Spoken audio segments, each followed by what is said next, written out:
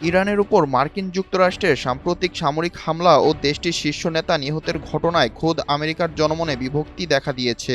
Reuters পরিচালিত এক জনমত জরিপে উঠে এসেছে, প্রতি 4 জন মার্কিনীর মধ্যে মাত্র একজন অর্থাৎ প্রায় 25% নাগরিক এই হামলার পক্ষে তাদের সমর্থন জানিয়েছেন।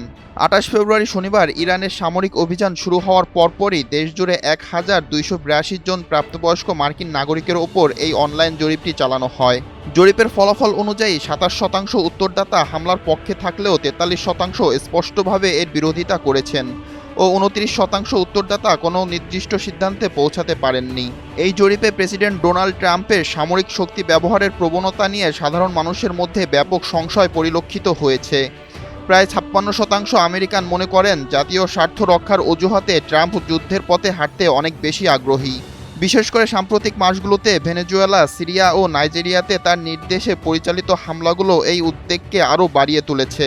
এই মনোভাব কেবল বিরোধী শিবিরের মধ্যেই সীমাবদ্ধ নয়, বরং ট্রাম্পের নিজ দল রিপাবলিকান পার্টির প্রতি 4 জন সমর্থকের মধ্যে একজনও মনে করেন যে প্রেসিডেন্ট সামরিক বল প্রয়োগে অতিরিক্ত উৎসাহ দেখাচ্ছেন। রাজনৈতিক দলগুলোর সমর্থকদের মধ্যে মতামতের ব্যবধানও এই জরিপে স্পষ্ট হয়ে উঠেছে। প্রায় 87% ডেমোক্র্যাট সমর্থক ট্রাম্পের এই পদক্ষেপকে ভুল বলে মনে করেন। অন্যদিকে স্বতন্ত্র বা নির্দলীয় নাগরিকদের 60%ই প্রেসিডেন্টের এই রণকৌশলের বিপক্ষে অবস্থান নিয়েছেন। বিপ্লব শেখ, এনটিভি অনলাইন।